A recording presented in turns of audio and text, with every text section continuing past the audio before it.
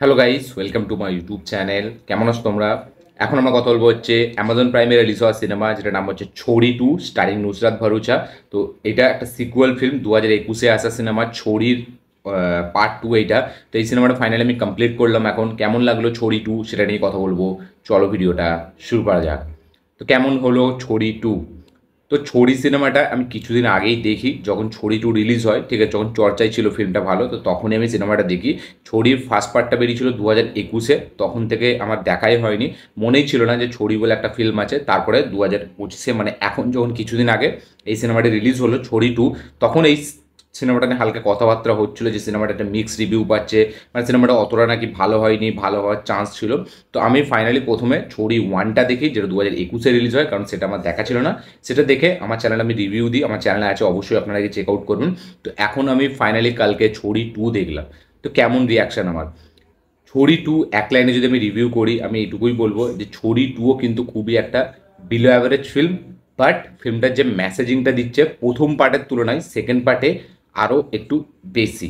মানে প্রথম পার্টে মানে হররের নামে শুধু এই মেসেজটা দেখানো হয়েছিল, যার কারণে ফিল্মটা অনেকটা আন্ডার রেটেড।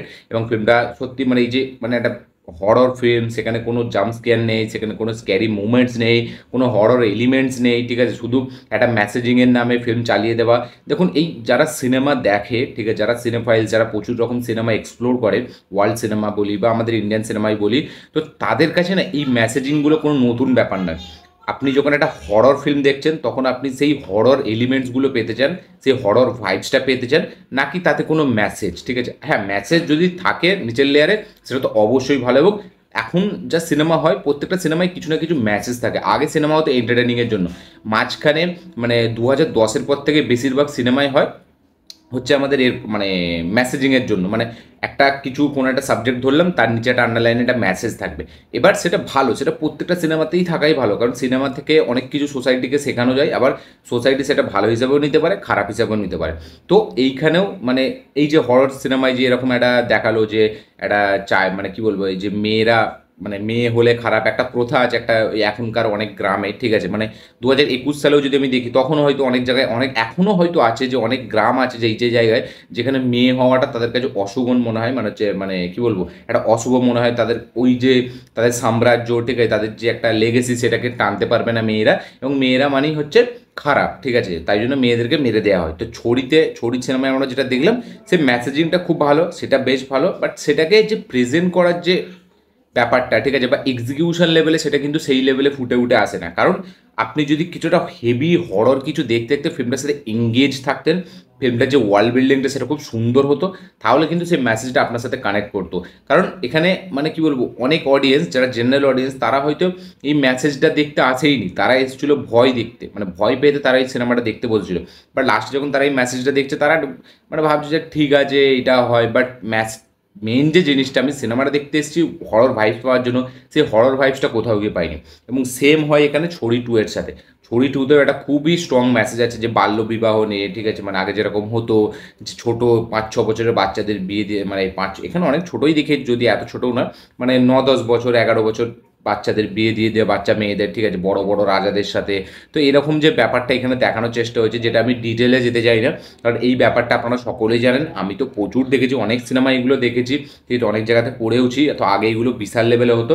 তো আমি মেসেজিং হিসাবে বেশ ভালো একটা মেসেজিং করবো, এবং ফিল্মটা না ক্লাইম্যাক্সের দিকে অনেকটা এঙ্গেজ হয়ে যায়।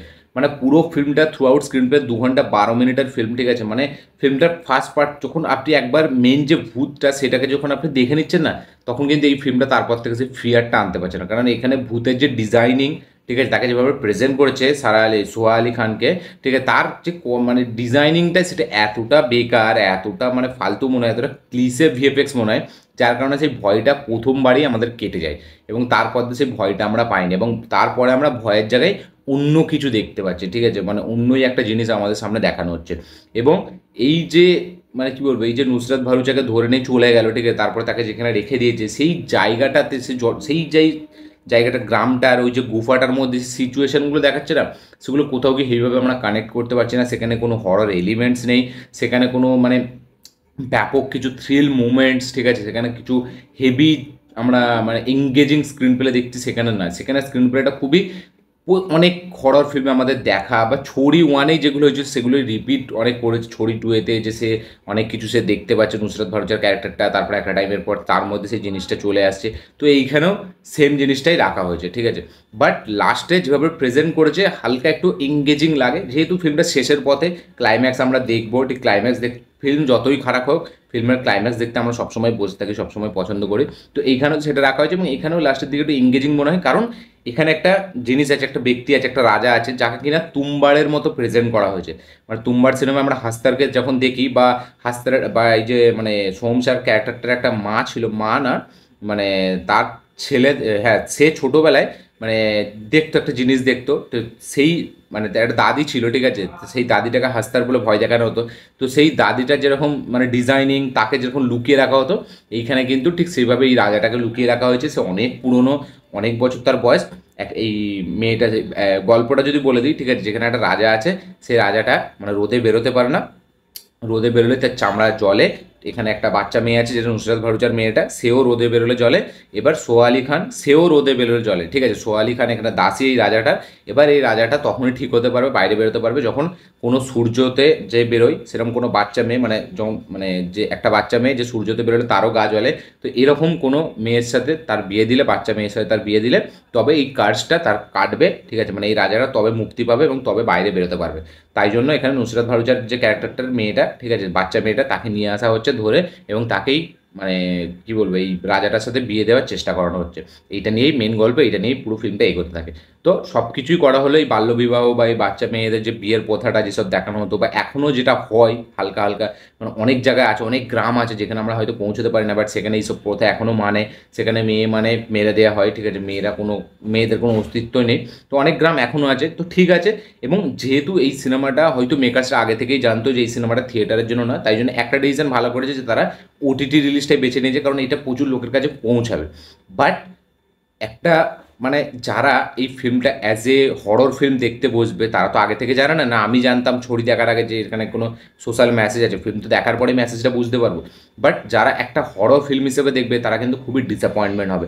এবং অ্যাজ এ সিনে লাভার, অ্যাজ এ সিনেফাইলস, ঠিক আছে, আমার কাছে কিন্তু ছড়ি টু খুবই একটা মানে অ্যাভারেজ, খুবই একটা বিলো অ্যাভারেজ ফিল্ম আমার মনে হয়েছে।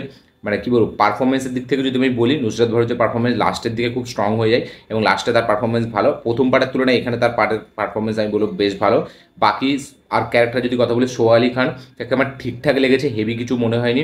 এখানে একটা তাও আছে, ঠিক আছে, তাকেও আমার ঠিকঠাকই লেগেছে। রাজবীরের ক্যারেক্টারটা আমার এখানে একটু প্রথম পার্টের তুলনায় এখানে একটু বেশি স্ট্রং মনে হয়েছে, তার ক্যারেক্টারটা বেশ এখানে ভালো একটা পারফরমেন্স দিয়েছে, ঠিক আছে। এখানে বাচ্চা মেয়েটার যে পারফরমেন্স, তাকেও ঠিকঠাক লাগে। তো পারফরমেন্স অনুযায়ী আপনার কাউকে হেভি লাগবে না, ঠিক আছে, খালি এই মানে নুসরাত ভরুচের ক্যারেক্টারটা লাস্টের দিকে মনে থাকবে।